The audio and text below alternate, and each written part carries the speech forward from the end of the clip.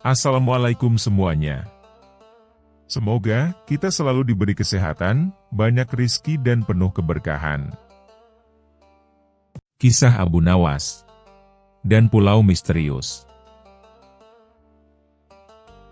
Di sebuah pagi yang cerahnya sampai membuat ayam kampung pun malas berkokok, Abu Nawas sedang duduk santai di bawah pohon kurma sambil memainkan batu kecil. Tak ada yang ia lakukan, selain mencoba memantulkan batu itu ke tanah dan menghitung berapa kali memantul. Batu itu memantul sekali, dua kali, lalu hilang di telan pasir. Bahkan batu saja bisa menghilang. Apalagi masalah hidup, gumam Abu Nawas sambil tersenyum. Belum sempat ia mencari batu lain, seorang utusan kerajaan datang terburu-buru. Abu Nawas, Raja memanggilmu. Ini sangat penting. Kalau sangat penting, kenapa kau masih di sini? Utusan itu hanya terdiam sambil menatap Abu Nawas dengan ekspresi bingung. Abu Nawas dibawa ke istana. Raja terlihat gelisah, berjalan mondar-mandir sambil membawa gulungan peta besar. Abu Nawas, aku mendapat kabar bahwa ada sebuah pulau misterius di tengah laut sana, ujar sang raja penuh semangat. Abu Nawas mengangguk tenang. Lalu masalahnya apa, Paduka? Raja membuka gulungan peta itu dengan dramatis. Masalahnya, tidak ada satupun pelaut yang bisa menemukan pulau itu. Setiap kali didekati, pulau itu hilang. Seolah-olah pulau itu tidak ingin ditemukan. Abu Nawas mengelus janggutnya. Mungkin pulaunya pemalu, Paduka. Raja menatapnya tajam. Aku ingin kau menemukannya. Aku ingin jadi raja pertama yang memiliki pulau yang tidak bisa ditemukan. Kalau tidak bisa ditemukan, bagaimana Paduka bisa memilikinya? Tanya Abu Nawas polos. Raja terdiam. Itu pertanyaan sulit. Pokoknya temukan. Kalau berhasil, kau akan diberi hadiah emas 1 keranjang. Kalau gagal, ya, kau tahu prosedur kerajaan. Abu Nawas menelan ludah. Ia tahu prosedurnya, hukuman aneh yang selalu berubah sesuai mood raja. Abu Nawas diberi 1 kapal, 3 pelaut, dan 1 koki yang tidak pernah tersenyum. Kenapa kokinya tidak pernah tersenyum? Tanya Abu. Pelaut menjawab, karena masakannya sendiri saja tidak enak. Abu Nawas langsung berdoa keras-keras meminta keselamatan. Perjalanan dimulai. Angin bertiup kencang, ombak menggulung, dan koki tetap memasak makanan yang membuat semua orang mual. Konon ikan-ikan pun berenang menjauh setiap kali mencium aroma masakannya. Setelah 3 hari berlayar, mereka melihat sesuatu di kejauhan. Abu, itu ada pulau, teriak pelaut. Dan benar saja, tampak sebuah pulau kecil berwarna hijau. Tapi ketika kapal semakin dekat, pulaunya lenyap. Hilang begitu saja, seperti mimpi siang bolong. Wah, gumam Abu Nawas. Pulaunya lebih pandai sulap daripada tukang sulap istana. Mereka mencoba lagi keesokan harinya. Pulau muncul, lalu hilang. Muncul, hilang. Bahkan koki yang biasanya tidak peduli apapun sampai ikut bingung. Setelah 2 minggu, persediaan makanan yang tidak enak itu mulai menipis. Pelaut mulai putus asa, koki mulai panik, dan Abu Nawas tetap santai seperti biasanya. Baik, kata Abu Nawas akhirnya. Kita ubah cara berpikir. Selama ini kita mencari pulau yang tidak bisa ditemukan, berarti tugas kita adalah tidak menemukannya. Pelaut bingung. Bagaimana caranya? Tidak menemukan pulau? Sederhana, jawab Abu Nawas. Kalau pulau selalu hilang saat dicari, berarti pulau akan muncul ketika kita tidak mencarinya. Jadi hentikan semua pencarian. Kita tidur saja. Pelaut saling menatap. Tidak masuk akal, tapi ini Abu Nawas. Ketidakmasukakalan justru pertanda benar. Maka semua orang tidur. Betul-betul tidur. Bahkan Koki yang biasanya gelisah bila tidak memasak pun tertidur sambil memeluk sendoknya. Dan benar saja. Ketika semua tidur, arus membawa kapal perlahan menuju pulau. Saat Abu Nawas terbangun, ia melihat pasir putih dan pepohonan tepat di samping kapal. Ah! Abu Nawas tersenyum. Benar dugaanku. Pulau ini tidak suka dicari, tapi suka dikunjungi tanpa sengaja. Begitu menginjak pulau, Abu Nawas sadar bahwa pulau itu aneh. Sangat aneh. Pohonnya bisa mengeluarkan suara seperti tertawa. Batu-batunya bergerak sendiri bila disentuh. Ombaknya memantul kembali seperti bola karet. Saya merasa diawasi, bisik pelaut. Mungkin pulaunya punya kepribadian, jawab Abu.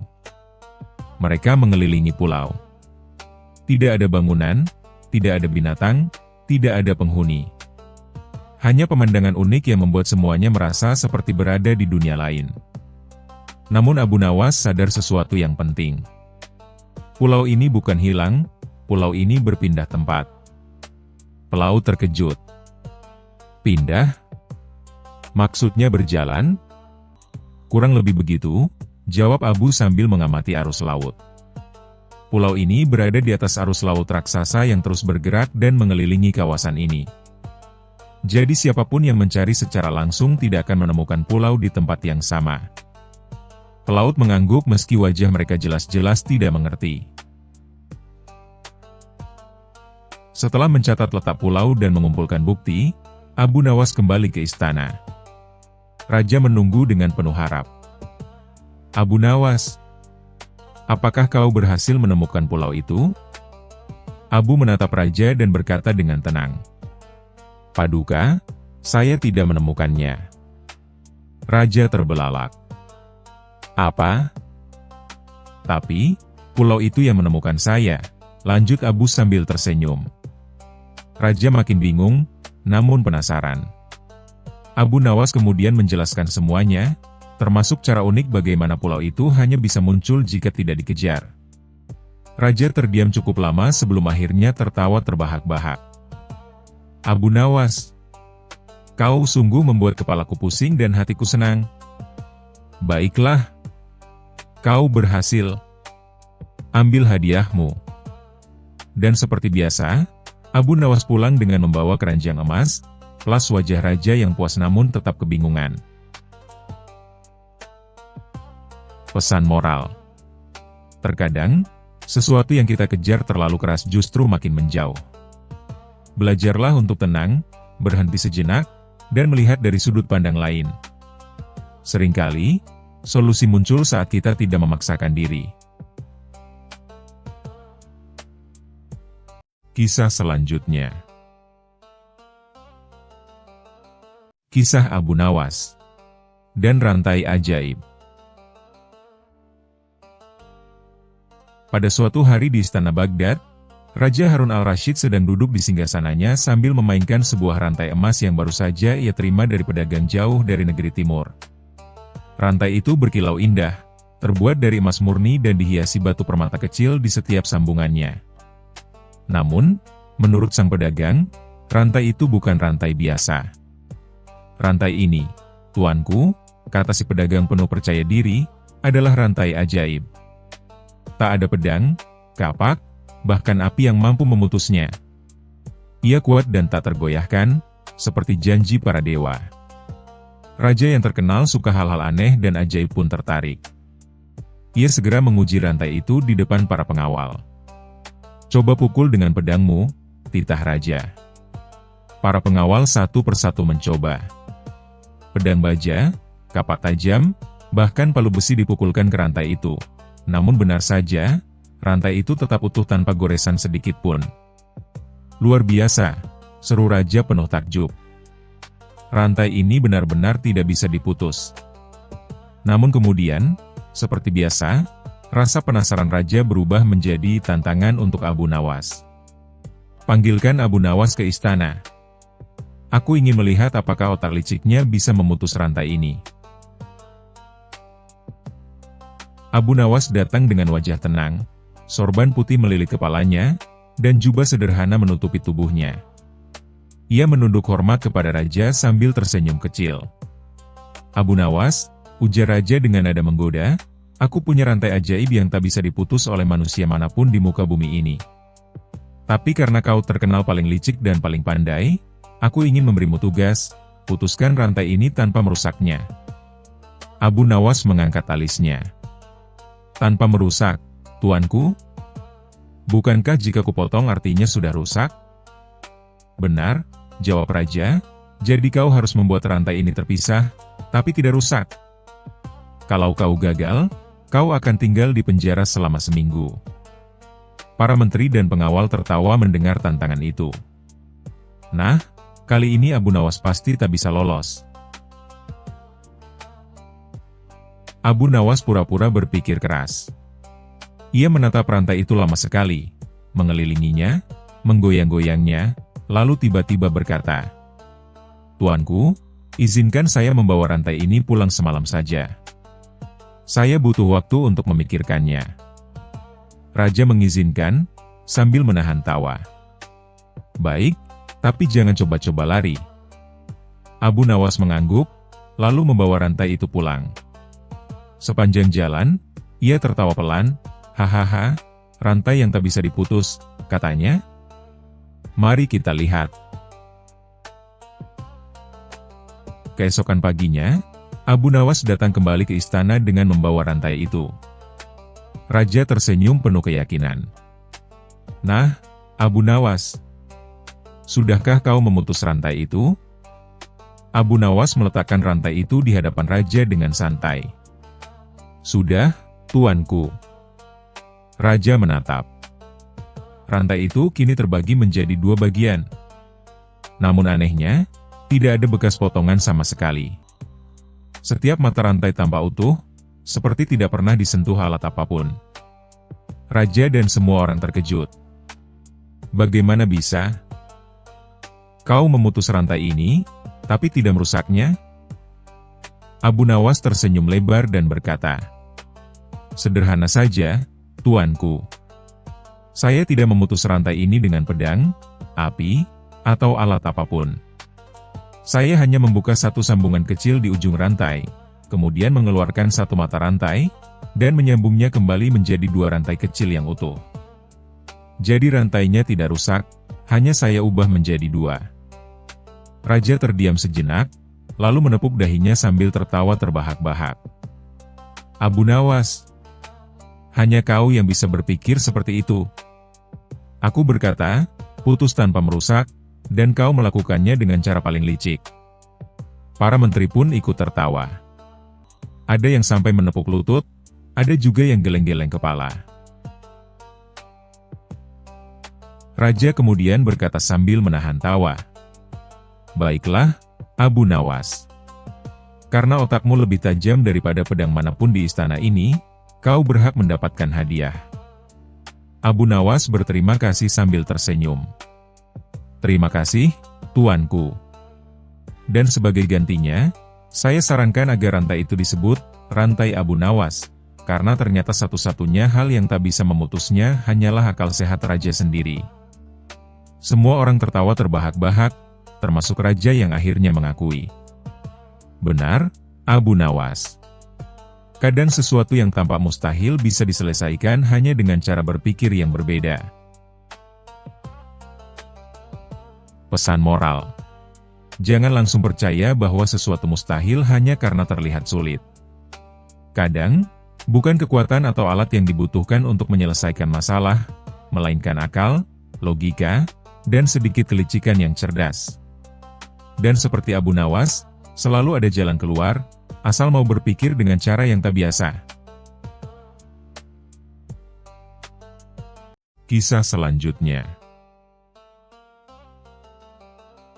Kisah Abu Nawas dan pedang kebijaksanaan.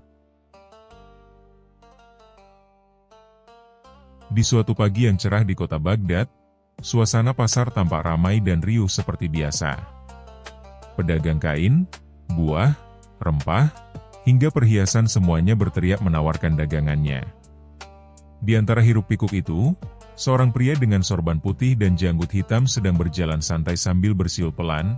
Siapa lagi kalau bukan Abu Nawas, si cerdik yang terkenal dengan akalnya yang tak terkalahkan. Hari itu, ia tidak sedang mencari masalah. Ia hanya ingin menikmati sarapan roti madu di warung langganannya. Namun seperti biasa, nasib selalu punya cara unik untuk menjerumuskannya ke dalam kekacauan lucu yang tak pernah ia rencanakan. Kabar heboh beredar di seluruh kota. Raja Harun al-Rashid baru saja menerima hadiah luar biasa dari negeri jauh, sebuah pedang ajaib yang konon mampu menebas besi sekeras apapun hanya dengan satu ayunan. Raja begitu bangga. Ia mengumumkan bahwa pedang itu akan dipamerkan di halaman istana, dan semua orang boleh melihat kehebatannya. "Lihatlah, rakyatku," seru sang raja dengan dada membusung. "Inilah pedang terkuat di dunia. Siapapun yang menantang pedang ini, akan kalah." Semua rakyat bersorak kagum. Para prajurit pun tak sabar ingin mencoba. Namun saat sang raja menyuruh prajurit terbaiknya untuk menebas sebongkah besi di hadapan umum, pedang itu malah memantul. Trak! Suara keras menggema. Pedang itu sama sekali tidak melukai besinya. Bahkan, gagangnya hampir terlepas dari genggaman prajurit. Seluruh halaman istana mendadak hening. Lalu perlahan, tawa kecil terdengar di antara kerumunan. "Hahaha, itu pedang ajaib atau sendok besar, wahai raja," bisik seorang warga. Wajah raja memerah seperti udang rebus. Ia murka. "Siapa yang berani mempermainkan Raja Baghdad?" teriaknya. "Pasti ada yang menyihir pedang ini. Cari dan bawa ke hadapanku orang yang bisa menjelaskan kenapa pedang ini tak bisa digunakan." Dan seperti biasa, satu nama pun muncul dari bibir para penasihat. "Yang mulia, hanya satu orang yang bisa memecahkan misteri ini, Abu Nawas." Abu Nawas yang sedang santai menikmati rotinya di warung tiba-tiba didatangi dua prajurit istana. "Abu Nawas," seru mereka. "Raja memanggilmu segera." Abu Nawas menatap roti setengah makannya dengan wajah muram. "Ah, belum juga gigitan ketiga, sudah dipanggil lagi. Mungkin ini pertanda aku lebih lezat dari sarapan." Ia pun berangkat ke istana. Setibanya di hadapan raja, Abu Nawas menunduk hormat. "Hamba datang sesuai perintah, Yang Mulia." "Ada apakah?" gerangan wajah Paduka tampak seperti singa yang kehabisan mangsa. Raja mendengus kesal. "Diam kau, Abu Nawas. Lihat pedang ini," katanya sambil menunjuk pedang yang bersarung indah di atas meja emas. "Pedang ajaib," katanya, "tapi nyatanya tak bisa menebas apapun. Aku dipermalukan di depan rakyatku." Abu Nawas mengelilingi pedang itu sambil mengelus janggutnya. Ia menatapnya dari berbagai sudut, bahkan sempat mencium gagangnya. Sangat indah. Tapi memang benar, ini bukan pedang sembarangan." Raja mencondongkan tubuh. "Kau tahu rahasianya?" Abu Nawas mengangguk pelan. "Tentu saja. Tapi hamba perlu waktu 1 malam untuk membuktikan teori hamba. Izinkan hamba membawa pedang ini pulang." Raja mengernyit curiga. "Kau tidak akan mencurinya, kan?" "Wahai Raja," jawab Abu Nawas dengan nada serius, "jika aku ingin mencuri, aku akan mencuri hati orang-orang, bukan besi yang tak bisa menebas." Para pengawal menahan tawa. Raja hanya menghela napas panjang. "Baiklah, tapi awas kalau kau mempermainkanku, Abu Nawas." Malam itu, di rumah sederhananya, Abu Nawas menaruh pedang ajaib itu di atas meja kayu. Ia menatapnya lama, lalu berbicara seolah-olah pedang itu makhluk hidup. "Hai pedang ajaib," katanya, "kau tak terkalahkan. Tapi kenapa kau tak bisa menebas apapun? Apakah kau hanya ajaib saat dijual?" Ia tertawa kecil, lalu mencoba mengayunkan pedang itu ke sebatang kayu. Hap! Pedang itu bahkan tidak meninggalkan goresan sedikit pun. Abu Nawas menghela napas panjang. Ini bahkan lebih lembek dari roti basi. Namun otaknya yang cerdik segera bekerja. Ia memperhatikan ukiran di gagang pedang yang bertuliskan dalam bahasa asing. Ia berpikir keras, lalu tersenyum licik. "Ah, aku tahu kenapa pedang ini tak bisa digunakan," katanya sambil menepuk dahinya. "Tapi besok saja aku jelaskan di depan raja. Aku ingin lihat ekspresi kagetnya." Keesokan paginya, raja dan para penasihat sudah menunggu. Halaman istana dipenuhi rakyat yang penasaran. Semua ingin tahu bagaimana Abu Nawas akan menyelamatkan muka raja kali ini. Abu Nawas datang dengan langkah santai, membawa pedang di pundaknya seperti membawa tongkat kayu biasa. "Yang mulia," katanya, "setelah semalaman mempelajari pedang ini, akhirnya hamba tahu kenapa pedang ini tidak bisa digunakan." Raja menatapnya penuh harap. "Katakan cepat." "Baiklah," ucap Abu Nawas sambil menatap para prajurit.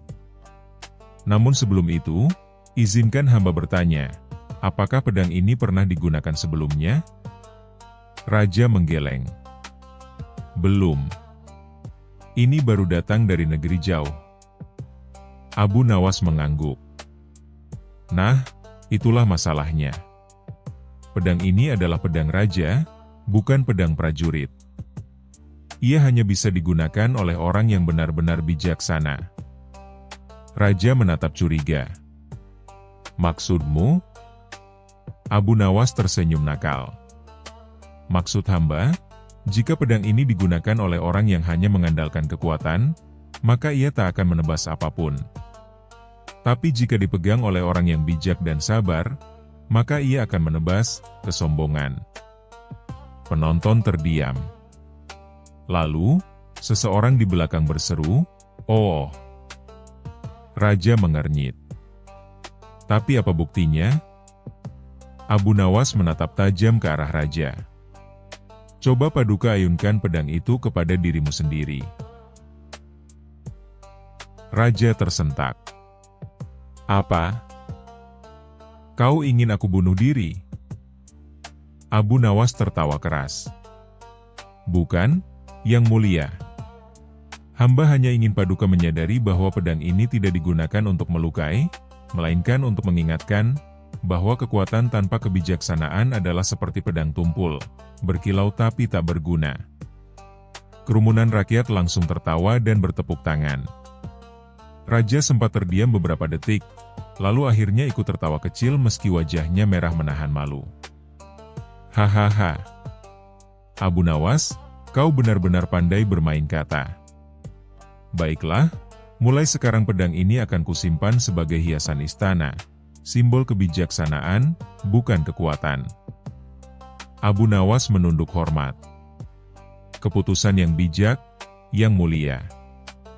Karena kalau tidak, mungkin pedang ini malah digunakan istri Paduka untuk memotong sayur." Semua orang tertawa terbahak-bahak. Raja pun akhirnya tidak bisa menahan diri dan tertawa paling keras di antara semuanya. Setelah upacara selesai, Abu Nawas berjalan keluar istana sambil membawa sekantong emas sebagai hadiah. Ia berkata pada dirinya sendiri, ternyata benar, pedang itu ajaib, karena bisa menebas kebodohan tanpa harus diayunkan. Dan malam itu, sambil menghitung koin emas di meja, ia tersenyum puas. Semoga besok yang dipanggil bukan aku lagi. Tapi kalau hadiahnya emas sebanyak ini, ya, aku siap ditebas lagi kapanpun." Kisah selanjutnya. Kisah Abu Nawas dan misteri kunci yang bikin geger. Di suatu pagi yang cerah di kota Baghdad, suasana istana mendadak kacau. Para pelayan berlari ke sana kemari, wajah mereka panik, sementara prajurit sibuk memeriksa setiap sudut istana. Penyebabnya? Sang raja kehilangan kunci peti harta kerajaan. Kunci itu bukan kunci biasa. Konon, peti harta kerajaan hanya bisa dibuka dengan kunci tersebut, dan di dalamnya tersimpan emas, permata, serta dokumen penting kerajaan. Tanpa kunci itu, raja tidak bisa membuka peti, dan tentu saja beliau murka. Siapa yang berani-beraninya mencuri kunci kerajaan? Cari segera. Kalau tidak ketemu, kalian semua akan saya hukum, bentar raja dengan wajah merah padam. Semua orang gemetar. Tak ada yang berani bicara, apalagi mengaku. Dalam kekacauan itu, seseorang menyarankan, Baginda, mungkin lebih baik kita memanggil Abu Nawas. Dia terkenal bisa menemukan solusi yang tak pernah terpikirkan orang lain. Mendengar nama itu, raja mengerutkan dahi. Abu Nawas lagi, Abu Nawas lagi. Tapi baiklah, panggil dia segera. Tak lama kemudian, Abu Nawas datang. Dengan jubah putih sederhana, sorban putih, rompi coklat muda, dan wajah ramahnya, ia berjalan masuk sambil tersenyum kecil. Salam sejahtera, Baginda. Ada masalah apa hingga istana geger seperti pasar ikan pagi hari? Tanyanya tenang. Raja menghela napas panjang. Abu Nawas, kunci peti harta kerajaan hilang. Semua pelayan sudah digeledah, prajurit pun sudah memeriksa, tapi tetap tidak ketemu. Aku yakin kunci itu dicuri. Kalau kau bisa menemukannya, aku akan memberimu hadiah besar. Tapi kalau kau gagal, jangan salahkan aku kalau kau yang kujadikan kambing hitam. Abu Nawas tersenyum tipis. Wah, hadiah besar di satu sisi, jadi kambing hitam di sisi lain. Baiklah Baginda, izinkan hamba menyelidikinya. Alih-alih langsung mencari kunci, Abu Nawas justru meminta seluruh pelayan dan prajurit berkumpul di halaman istana. Semua orang bingung, termasuk raja. Untuk apa mereka berkumpul? Tanya raja heran. Tenang saja, Baginda. Hamba punya cara. Di hadapan semua orang, Abu Nawas berdiri gagah. Wahai para pelayan dan prajurit, saya tahu siapa yang mencuri kunci itu. Tapi sebelum saya sebutkan namanya, izinkan saya melakukan sebuah percobaan. Semua orang mulai berbisik. Jantung mereka berdegup kencang. Abu Nawas lalu mengeluarkan sebatang tongkat bambu. Setiap orang harus memegang tongkat ini secara bergantian. Barang siapa yang tangannya terasa berat saat memegang tongkat, dialah pencurinya. Para pelayan dan prajurit pun maju satu persatu. Tentu saja semuanya deg-degan, meski tak merasa mencuri. Ketika seorang pelayan kurus memegang tongkat, ia terlihat sangat gugup sampai keringatnya menetes. Lihat, dia gemetar, teriak salah satu prajurit. Bukan. Aku hanya haus, jawab si pelayan terbata-bata. Raja sudah siap memerintahkan penangkapan, tapi Abu Nawas mengangkat tangan. Tunggu dulu Baginda, ini baru permulaan. Abu Nawas tersenyum nakal. Ia tahu cara membuat pencuri ketahuan tanpa perlu repot mencari kunci. Ia berbisik ke telinga raja, Baginda, izinkan hamba menggunakan trik lain. Raja mengangguk. Abu Nawas lalu berseru lantang, baiklah.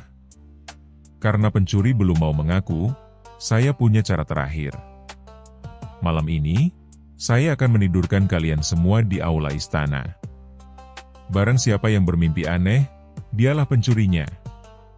Sebab mimpi tidak bisa berbohong. Semua orang makin tegang. Malam itu, mereka benar-benar tidur bersama di aula, dengan pengawasan ketat prajurit.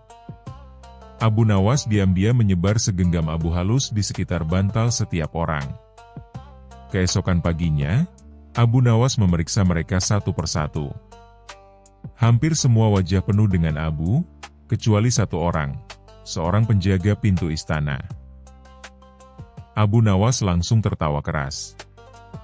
Nah, ketemu juga pencurinya. Semua orang bingung. Bagaimana bisa? Tanya raja. Baginda, semalam hamba bilang siapapun yang bermimpi aneh pasti pencurinya. Pencuri biasanya takut ketahuan, jadi ia berusaha mati-matian agar tidak bermimpi. Ia tidak tidur nyenyak, bahkan tak berani memejamkan mata dalam-dalam. Lihatlah wajah penjaga itu, bersih dari abu karena ia tidak bisa tidur nyenyak. Dialah pencurinya. Penjaga itu pucat pasi, dan akhirnya mengaku bahwa ia mengambil kunci itu untuk membuka peti harta, tapi keburu ketahuan. Ia berencana mengembalikan kunci sebelum fajar, tapi Abu Nawas sudah lebih dulu membongkarnya. Raja terkejut sekaligus kagum. Luar biasa, Abu Nawas. Kau memang selalu punya cara yang tak terpikirkan orang lain. Abu Nawas tersenyum lebar. Hamba hanya memakai logika sederhana, Baginda. Orang jujur bisa tidur nyenyak, sedangkan pencuri tidak bisa tidur tenang. Itu saja. Raja tertawa terbahak-bahak. Bagus. Sebagai hadiah, kau boleh mengambil 1 koin emas dari peti harta kerajaan. Abu Nawas pura-pura kecewa. Hanya 1 koin emas, Baginda? Padahal hamba sudah menyelamatkan seluruh harta kerajaan. Raja menatapnya tajam. Kalau begitu, kau mau berapa? Abu Nawas berpikir sejenak, lalu menjawab dengan wajah polos, Baginda, hamba tidak serakah. Hamba hanya minta kunci peti hartanya saja. Biar kalau hamba butuh emas, hamba bisa ambil sendiri. Seluruh istana meledak dengan tawa. Raja pun ikut tertawa sampai keluar air mata. Dasar Abu Nawas. Kau memang tak ada duanya. Sejak saat itu, Raja semakin yakin bahwa Abu Nawas bukan hanya pintar, tapi juga memiliki cara unik untuk menyelesaikan masalah. Dan kisah, misteri kunci yang bikin geger istana, menjadi salah satu cerita yang paling sering ditertawakan di Baghdad.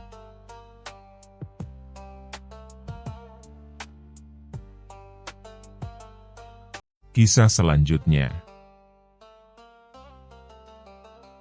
Kisah Abu Nawas dan bijak dalam semalam. Pagi itu, suasana istana tidak seperti biasanya. Burung merpati yang biasa berterbangan di halaman istana mendadak kabur. Para pelayan berjalan pelan-pelan sambil menunduk. Bahkan koki istana, yang terkenal cerewet, hari itu hanya berkata satu kata. Aduh. Ternyata, Raja Harun ar-Rasyid sedang dilanda kegelisahan yang luar biasa. Ia mondar-mandir di ruang utama istana, mengacak-acak rambutnya yang biasanya tersisir rapi.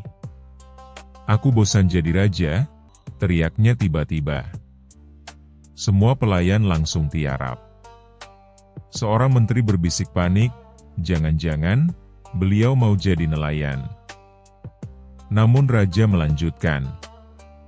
Aku ingin jadi raja yang paling bijak. Tapi harus malam ini juga. Aku ingin bangun besok pagi dan langsung dikelilingi pujian dan puisi tentang kebijaksanaanku. Para menteri makin panik. Seorang dari mereka, yang paling gemuk dan paling banyak makan, mencoba memberi solusi.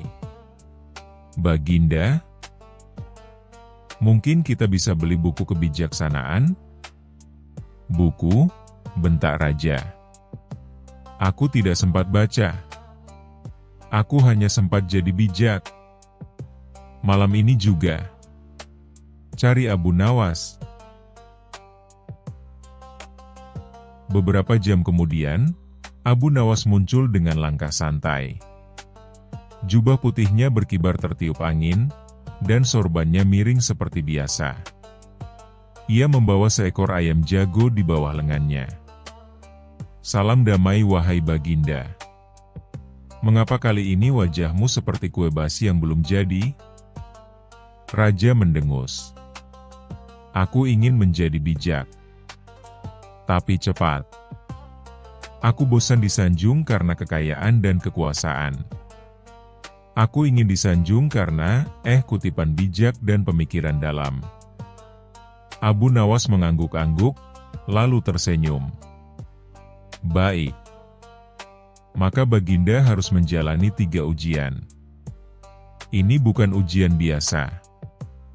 Ini ujian menjadi bijak dalam semalam. Apakah sulit? Tanya Raja. Sulit? Tidak. Tapi sangat menggelikan dan bisa menggores keangkuhan Baginda. Raja berdiri tegak. Aku siap. Demi kebijaksanaan dan puisi-puisi manis dari rakyat. Abu Nawas membawa Raja ke pasar. Dengan dandanan rakyat biasa dan celemek penuh minyak, Raja Harun dipaksa berjualan gorengan. Baginda harus tahu rasanya dibayar setengah harga, lalu dituntut senyum. Itulah awal dari empati. Raja pun mulai berteriak. Bakwan, tahu isi, gorengan panas. Gratis senyuman dari penjual. Seorang ibu-ibu mendekat dan menatap gorengan Raja. Ini gorengan atau batu jalanan? Kering banget. Raja ingin marah, tapi Abu Nawas langsung menyodorkan kaca kecil. Lihat wajah Baginda seperti terong goreng yang kehilangan jati diri. Ibu-ibu itu membeli 1 gorengan, lalu ngeloyor pergi. Raja tertawa lepas. Sungguh, ternyata rakyat bisa kejam tapi lucu. Dan itulah awal kebijaksanaan, ketika Baginda bisa menertawakan dirinya sendiri. Jawab Abu Nawas bijak. Selanjutnya, Abu Nawas membawa Raja ke taman rakyat. Di sana, sekelompok anak-anak sudah menunggu dengan pertanyaan aneh yang sudah dilatih. Anak pertama bertanya, "Wahai Tuan, kalau kucing bisa naik pohon, kenapa kambing tidak bisa naik ke awan?" Raja berpikir keras, lalu menjawab, "Karena awan tidak menyediakan tangga untuk kambing." Semua anak tertawa terpingkal-pingkal. Seorang bapak-bapak menepuk pundak Raja. Jawaban Anda benar-benar tidak penting, tapi menyenangkan.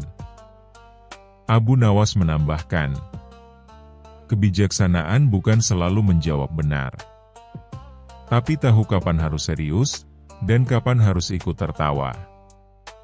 Raja mengangguk.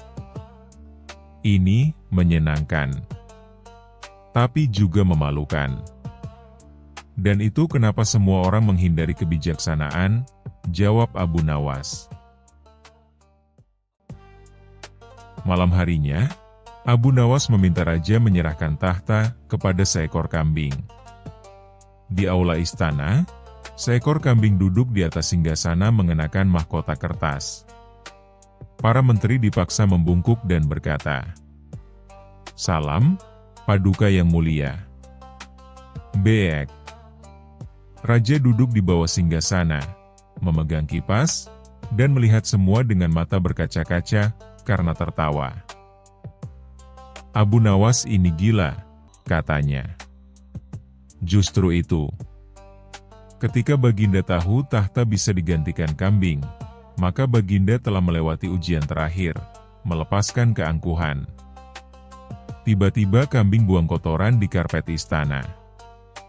Dan itu pelajaran bonus, jangan beri kekuasaan pada yang tak tahu aturan. Keesokan paginya, Raja Harun berdiri di balkon istana dan berkata kepada rakyat, "Aku bukan lagi hanya raja. Aku pernah jual gorengan, menjawab pertanyaan anak-anak aneh, bahkan disingkirkan oleh kambing. Maka hari ini, aku bukan hanya raja, tapi raja yang pernah menjadi kalian. Rakyat bersorak. Seorang penyair berkata, "Duhai raja bijak, engkau laksana tahu isi, digoreng dalam minyak kehidupan, dan kini renyah dalam pemikiran." Dan sejak hari itu, setiap kali raja mulai bertindak aneh, semua orang berkata, "Tenang, mungkin beliau sedang ikut ujian bijak lagi." Sementara itu, Abu Nawas duduk di taman sambil makan gorengan. Ia tersenyum dan bergumam, "Siapa bilang bijak harus serius?"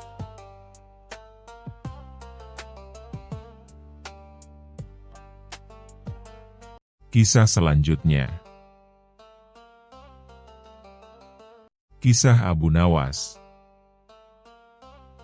dan hutan sihir. Kisah lucu dari alam tersihir dan otak yang jenius. Hari itu, Abu Nawas bangun kesiangan karena semalam ia begadang menulis puisi untuk ayam tetangga yang sedang stres.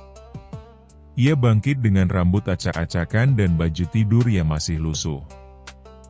"Aku butuh liburan," gumamnya sambil menguap lebar. Tanpa rencana matang, Abu Nawas membawa sepotong roti, sebotol air, dan sebuah sendok kayu, entah buat apa, dan memutuskan berjalan menuju arah hutan yang katanya paling misterius di kerajaan. Hutan gelap tertawa. Orang-orang bilang, siapapun yang masuk ke sana akan mendengar suara-suara aneh. Pohon tertawa, batu menyanyi, dan angin yang suka menggeliti ketiak. "Cocok," kata Abu Nawas. "Itu seperti pesta ulang tahun versi hutan." Begitu masuk ke hutan, suasana berubah drastis. Abu Nawas dikejutkan oleh suara dari semak belukar. "Heh, yang pakai sandal jepit sebelah kanan beda warna. Mau kemana, Mas?" Abu Nawas celingukan. "Hah? Semak bisa ngomong?"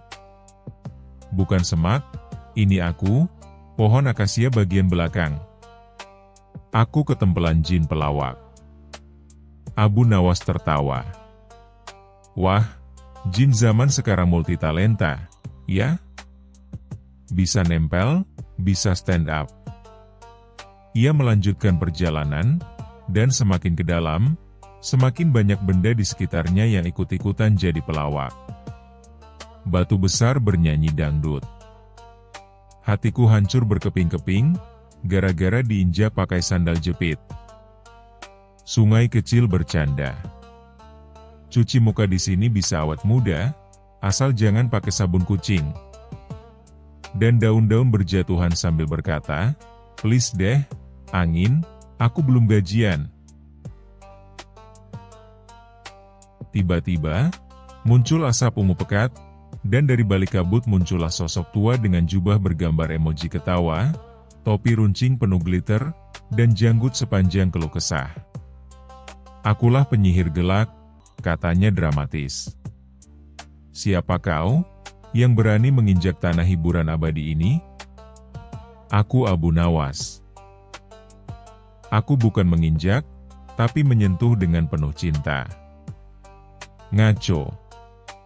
Kau pasti mau mengganggu kutukanku." "Semua benda di sini harus tertawa. Aku benci kesedihan.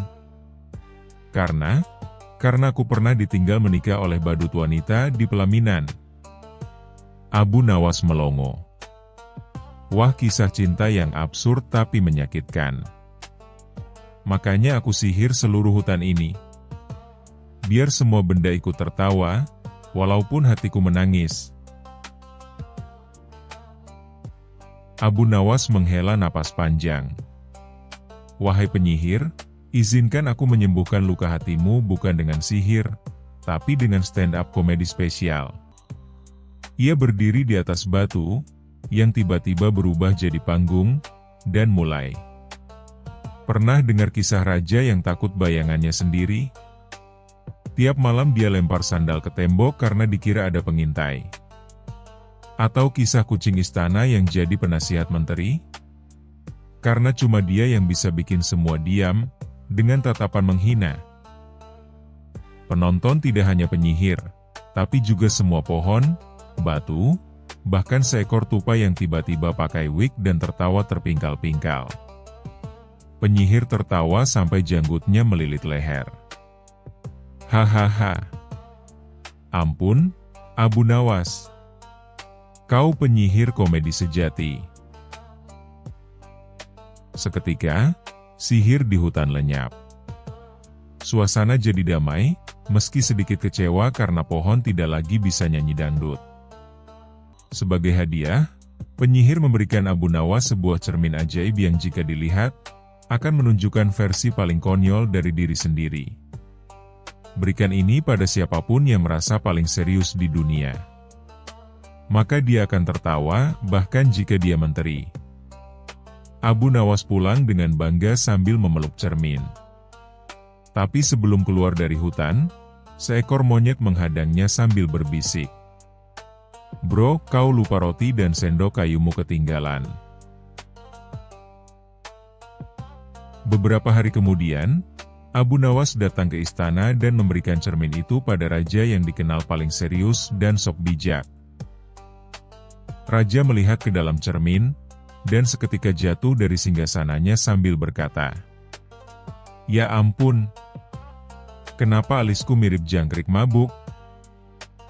Sejak saat itu, setiap malam Jumat, diadakan acara komedi kerajaan, di mana Abu Nawas menjadi pembawa acara tetap, dan cermin itu dipajang sebagai simbol bahwa tawa bisa menyihir dunia lebih dari sihir itu sendiri. Kadang yang kita butuhkan bukan sihir atau kekuatan, tapi tawa yang tulus, dan sedikit kemampuan meniru suara kambing.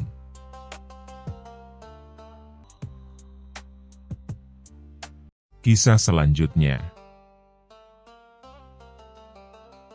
Kisah Abu Nawas dan tugas mustahil dari raja. Pada suatu pagi yang cerah di negeri Baghdad, sang raja Harun al-Rashid sedang duduk santai di taman istana sambil menyeruput teh dan memandangi burung-burung beterbangan. Namun, seperti biasa, kalau pagi-pagi sudah terlalu tenang, itu pertanda raja mulai bosan. Dan kalau raja sudah bosan, satu orang yang pasti jadi korban, Abu Nawas. Sang raja mengelus jenggotnya yang halus dan bergumam. Abu Nawas itu terlalu cerdas. Sudah terlalu banyak menang debat dengan para menteriku. Saatnya aku berikan dia tugas yang mustahil. Dengan semangat penuh tipu daya, sang raja memanggil pengawal istana. Cepat panggil Abu Nawas ke sini. Aku punya misi rahasia yang sangat penting, sangat genting, dan sangat menggelikan. Beberapa saat kemudian, Abu Nawas datang dengan langkah santai. Ia mengenakan jubah putihnya yang bersih dan sorban yang sedikit miring, khas orang cerdas yang suka berpikir sambil miring-miring. "Daulat tuanku, hamba datang memenuhi panggilan," kata Abu Nawas sambil membungkuk hormat. Raja tersenyum licik. "Abu Nawas, aku punya tugas untukmu." Abu Nawas membalas senyum itu dengan senyum yang lebih manis, senyum orang yang belum tahu kalau sebentar lagi dia akan kena jebakan. "Tugas apa, tuanku?" Raja menjawab dengan mantap. "Aku ingin kau menangkap angin." "Menangkap angin, tuanku?" Abu Nawas hampir tersedak oleh angin yang lewat. "Iya. Aku ingin kau tangkap angin dan membawanya ke istana dalam botol. Tidak boleh ada angin lain. Harus angin pagi, dari arah timur, yang melewati taman kerajaan dan menyapa burung merpati sebelum masuk ke jendela kamarku." Abu Nawas menahan tawa. tapi wajahnya tetap serius. Apakah harus besok pagi, tuanku? Boleh. Yang penting angin itu harus asli. Jangan kau tipu aku dengan kipas angin atau semilir-semilir tipu daya. Baiklah, tuanku, jawab Abu Nawas, lalu membungkuk hormat dan melenggang pergi. Esok paginya, Abu Nawas datang ke istana membawa botol kaca besar. Ia memeluk botol itu seperti membawa harta karun. Tuanku, hamba sudah menangkap anginnya, serunya. Raja terbelalak. Mana anginnya? Abu Nawas dengan hati-hati membuka tutup botol dan berkata, silakan rasakan sendiri, tuanku. Tapi cepat. Sebelum anginnya kabur. Raja langsung mendekat dan memasukkan hidung ke botol. Srurup. Ia menghirup udara dalam-dalam. Kemudian Raja berdiri sambil garuk-garuk kepala. Loh, ini bau tanganmu, Abu Nawas. Abu Nawas menjawab polos. Tentu, tuanku. Angin tadi sempat bersalaman dengan saya sebelum masuk botol. Sopan sekali dia. Raja tidak mau kalah. Keesokan harinya, ia memanggil Abu Nawas lagi. Kau berhasil kemarin, walau aku yakin itu hanya akal-akalanmu. Maka hari ini aku beri tugas yang lebih penting. Apalagi, tuanku? Tanya Abu Nawas sambil duduk di kursi sambil menyilangkan kaki. Raja berdiri dan menunjuk ke langit. Ambilkan aku bulan. Ya, bulan purnama. Aku ingin meletakkannya di ruang makan. Biar aku makan malam sambil diterangi sinarnya dari jarak 1 meter saja. Kali ini, Abu Nawas tidak bisa menahan tawa. Tuanku, hamba belum punya tangga setinggi itu. Raja tersenyum, bukan urusanku. Kau cerdas, pasti bisa. Kalau tidak, siap-siap tidur di penjara bersama tikus-tikus berbaju besi. Hari ketiga, Abu Nawas balas menciptakan mustahil. Besok malamnya, Abu Nawas datang membawa sebuah baskom berisi air. Tuanku, bulan sudah hamba bawa. Raja terkejut. Mana? Abu Nawas mendekat dan menunjukkan pantulan bulan di baskom. Ini dia bulan yang kau minta. Bersinar terang, tidak bisa disentuh, tapi bisa dinikmati. Dan lihat, jaraknya bahkan lebih dekat dari 1 meter. Raja mendekat dan melihat ke baskom. Benar juga ya. Ini bulan asli? Ya, bulan asli yang hanya bisa dinikmati oleh orang yang cerdas dan bijaksana seperti hamba, kata Abu Nawas, menutup dengan senyum menggoda. Raja Harun al-Rasyid akhirnya tertawa terpingkal-pingkal. Ia mengakui bahwa ide-idenya sendiri telah dikalahkan oleh kelucuan dan kecerdikan Abu Nawas. Abu Nawas, kau memang luar biasa. Hanya orang gila yang mau menangkap angin dan mengambil bulan, tapi hanya orang jenius yang bisa membuatnya seolah-olah berhasil. Abu Nawas menjawab dengan nada tenang. Dan hanya raja yang bijak yang bisa tertawa atas kebodohannya sendiri. Raja pun tertawa lebih keras. Para menteri yang mendengar percakapan itu, hanya bisa geleng-geleng kepala. Dalam hati mereka berkata, untung Abu Nawas tidak disuruh membawa pelangi. Kalau iya, dia pasti datang bawa ket air dan kuas. Dan begitulah kisah Abu Nawas dan tugas mustahil dari raja. Di dunia yang penuh tipu daya, Abu Nawas mengajarkan bahwa kecerdikan, humor, dan keberanian menghadapi hal yang tak masuk akal adalah senjata paling ampuh untuk bertahan hidup, terutama kalau majikanmu iseng seperti Raja Harun al-Rasyid.